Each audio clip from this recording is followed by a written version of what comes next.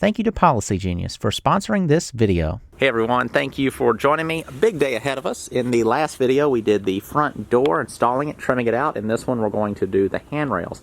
For the handrails, I've got half columns against the house. This is what the columns used to look like, but I built these box columns. I'm going to remove this column, cut the siding back, and put a 2x8, which will match the dimension of the columns and be a good place to mount the handrails.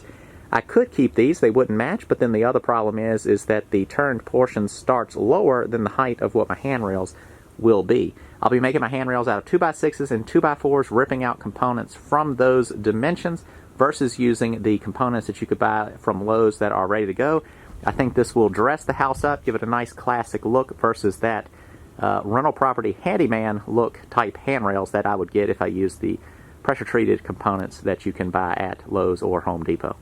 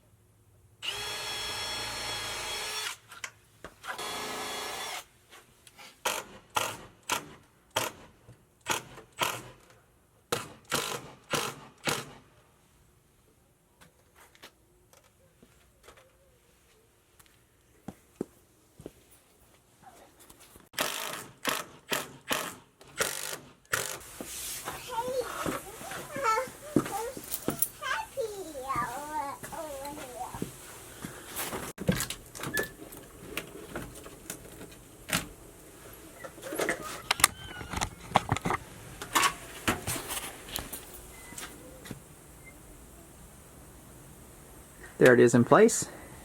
Same as the trim with the J channel, just knocked it over to that piece, allowed myself about an 1/8 to 1/4 of an inch. I kept the aluminum J channel on the other side. It was straight enough to where once I pressed that up against it, it was a good seam between the two things, and I could caulk it if I wanted to, but I don't really need to. Down at the bottom, most of you probably know this, but that's a wood preservative. It's a copper-based wood preservative, so I put it on the end grain and I brush up a little bit. Same thing I did on the bottoms of the columns. This really keeps them solid. These I put a bunch of the stuff in a 5-gallon bucket and just sat the columns in it, let it soak it up in there. If you get any rot in the bottom of a column, it's always usually from the bottom. Of course, you could have it come further, but I find that if you dip stuff like this, it keeps it from starting, and then it doesn't become a problem elsewhere. Wood just on its own is not going to just rot outside. It has to have a reason for rotting, and in this case, it's a hollow box column. You know, grain's running down that way. If water gets on it, it's just going to come off it. Plus, it's going to get a finish on there. But down at the bottom, you know, you can get water that kind of sits in that joint and then soaks up in there, and then that's where you can get some rot. So that is what I'm avoiding here. This is up off of the concrete about 1/4 of an inch on the off the surface. So that's going to make sure that it's not just sitting in direct contact anyway. So it would only just be getting a little water down on the end grain just from some driving rain. All this will be fine. Then the back side of it, it's nailed, screwed off to lap siding. So it's not like as if it's nailed to plywood where it's just flat against it. So it basically has air behind this board, and then I've screwed through that siding into the rough sawn 1-inch sheathing with the screws. The other option I could have done here, or y'all can do in y'all's situations, I just wanted to take kind of a simple, easier route, is I could have built this column out, meaning pretending that face is this face, I could have ripped a piece like this that fills out this to its full length. I could have ripped out a piece to make it its half length and made that a true half column against the house, the same as the turn column that was there. But just for expedience and simplicity, also since this is going up and supporting that part of the porch structure, I just wanted to be able to just firmly attach this to the wall. It was more about getting that visual scale the same as this one, and most of the viewing is from the front, and I don't think it's objectionable from the side, and it makes for a very clean attachment for the handrail going from the column to the house.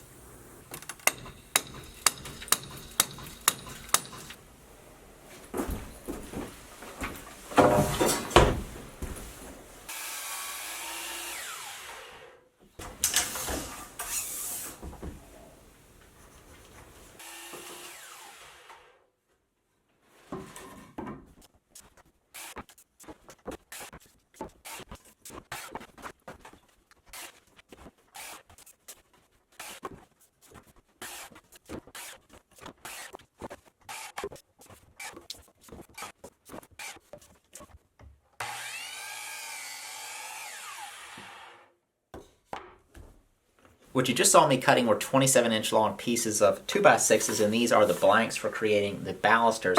And balusters are just the vertical pieces in a handrail that look like bars. Starting with 2x6s, I have 5.5 inches of material to get my balusters out of. So if I want 3 out of that, I end up with 1 3/4 inch wide balusters, which is a decent size for balusters.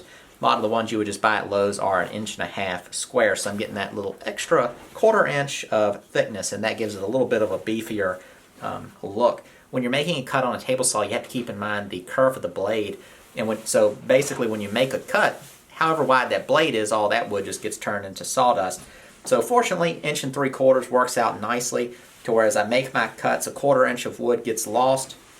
Technically, this blade is a little bit thinner than 1/8 of an inch, so my last baluster, I just put that one right through and it just skims off the outside edge of that, so that cleans that up nicely. I'm using a brand new 40-tooth general purpose blade, which is fairly smooth for ripping, especially in the pine. And by having these already broken down to 27 inches long, I'm able to make the cut very easy. It's a short cut. I can just do one push to push it through, versus if I was to take these were 12 feet long each before I cut them to 27 inches long.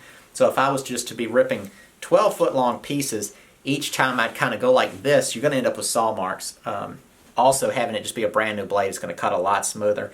And it's worth noting that I also got a new blade for my miter saw. So starting out with all brand new blades, I'm getting really clean in-grain cuts.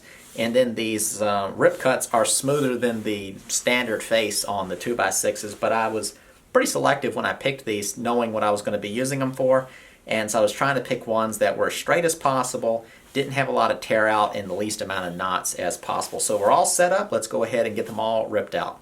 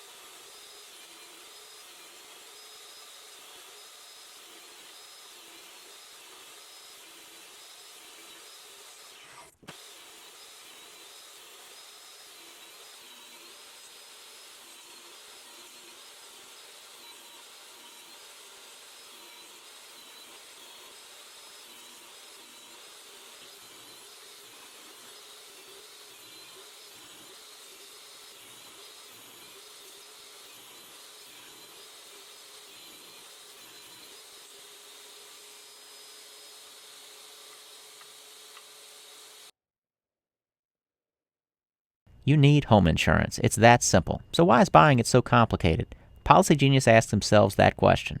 Then they started a company and reinvented the process from start to finish. Policy Genius is America's leading online insurance marketplace. Since 2014, they've helped over 100,000 families get insurance right, and they have placed 45 billion, yes, that's a B, billion in coverage. They did this by combining cutting-edge tech with expert human help.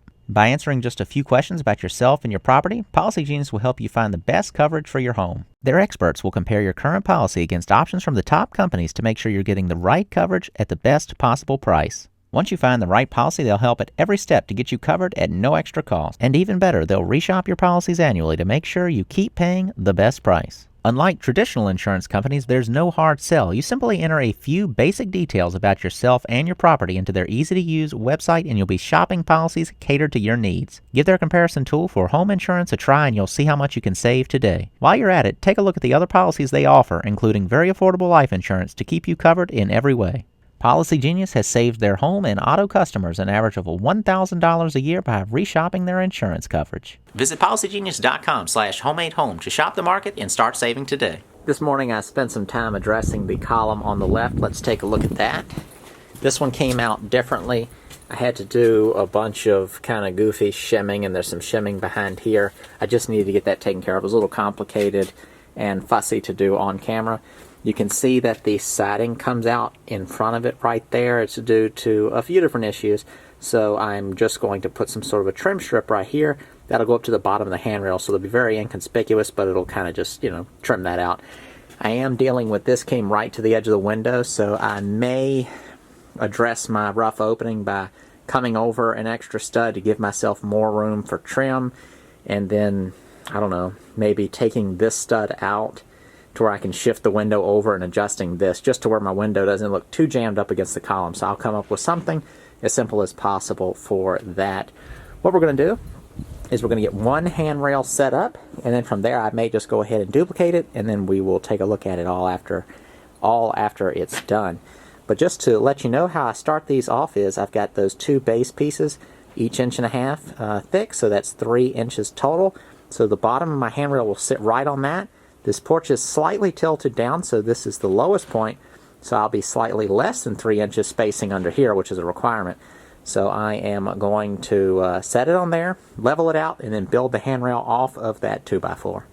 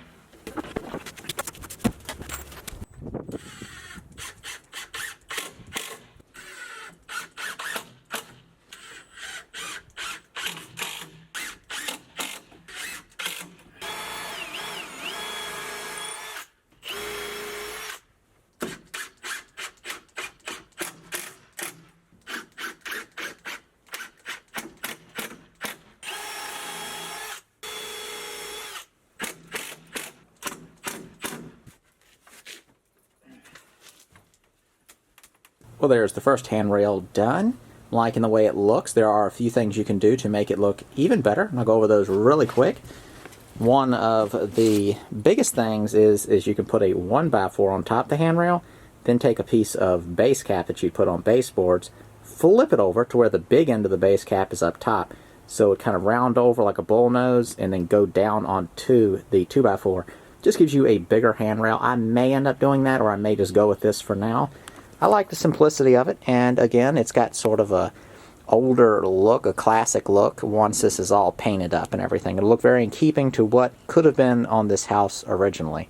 Down at the bottom, you can take a piece of screen molding, so one of those little pieces of molding with 3 beads on it, and you can put it right over top that seam. Just tack it on there so you get a little bit of a profile, and it hides this seam. I'm not sure to what level I'm going to go. Another thing I could have done, I just didn't think about it, is I could have dipped all the ends of these little balusters in the wood preservative that's like that. I'm not as worried about these, but I may come back in with my brush and just brush some on the seams, and it'll kind of soak in under it, just as a little extra protection on the bottom of that, since the end grain is a little bit more at risk of rotting, since it can so easily soak up water. So that's the handrail.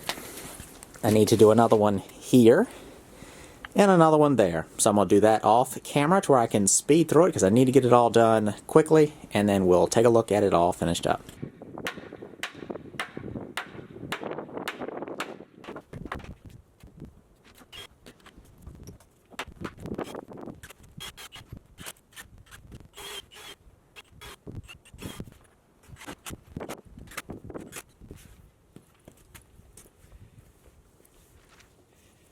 Good morning, everyone.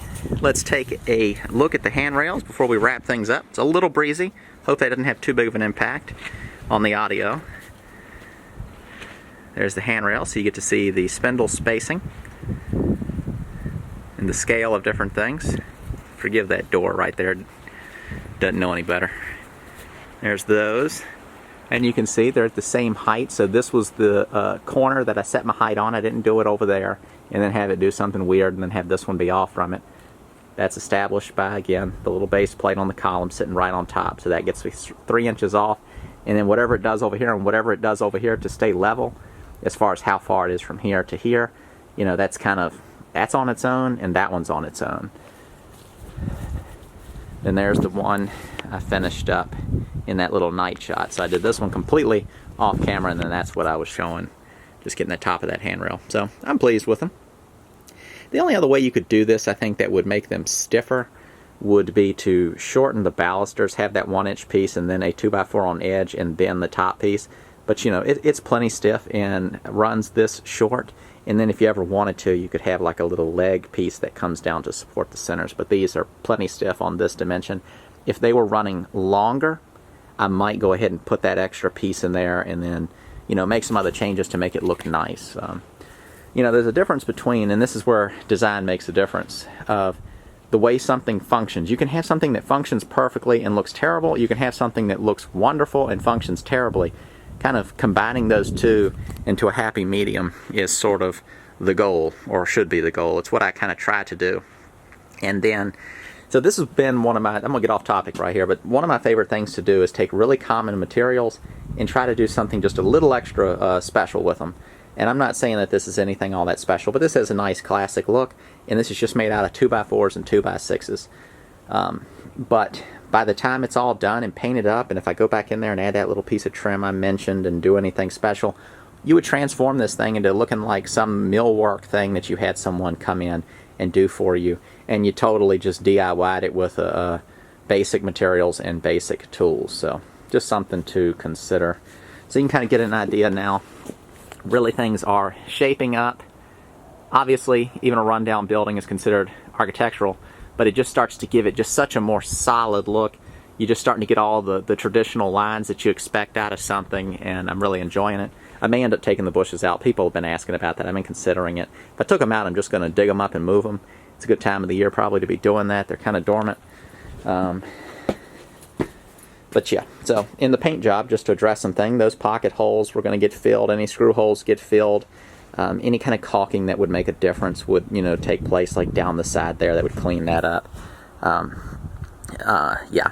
As far as paint goes, I'm getting people commenting saying stain the wood. Some people say paint the wood.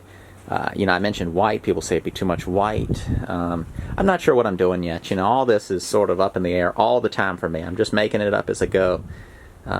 Sometimes people think I have more of a plan than I do. I very rarely have a plan. And that's sometimes a problem, but the other times, I don't know. It's hard to do the planning, buy all the materials, and do all the work yourself. If it's broken apart amongst multiple people and you're planning and getting people to do things, you know, might be a little easier at that point. But I enjoy doing the video in this style, just giving you some different views while I'm running my mouth. I think this shows like how much it establishes the space. As far as the porch goes, yeah, it's a little rough. You know, the one thing I had considered doing was just build kind of a porch on top of this one, and it would have been the best idea. But I just want to get this thing done. I want to move on, and I own the house. I can always come back and do it. If I ever want to do that, all it would take is have some temporary supports run out to the yard, support the porch, remove the columns and handrails. It wouldn't be hard. They're just all held in place by screws. And then build that deck up, shorten the columns, probably shorten them up top, or no, just shorten them at the bottom, and then just reassemble everything. And then I could just have the new steps coming right off that. And I may do that in the case of when I sell this house. But for now, I just want to complete this project and move on to some stuff that I would like to do. I hope y'all enjoy also the idea of kind of doing one of these videos where it's just this one single task, pretty much. I liked doing the part in this video where I was showing the table saw and kind of explaining a few things. I think that's kind of fun. It's getting a little more teaching than just showing what you're doing. So that's kind of the reason I talk in videos oftentimes, is because how many nails do you want to see somebody drive? How many pieces of wood do you need to see cut? I know a lot of times when people are watching things, they're just trying to have a good time for a few minutes, but at the same time, I think there's a lot of people who would appreciate kind of learning some stuff. And I know I'm repeating myself, and people comment on that, but I'm getting 5 to 10,000 new subscribers every month. So repeating yourself at the end of a video when everything's already done, I don't see a problem in that. Well, that is going to wrap things up for this video. Hope you all enjoyed it. Be sure to check out the first link in the description below, policygenius.com/homemade-home. You can also check out the other links, including the link to my ebook, Cheap Houses, How I Find and Buy Inexpensive Real Estate. It's available on Amazon or directly off of my website, and it is a guide to how to find inexpensive properties just like this one. Thank you all for watching. I'll see you next time.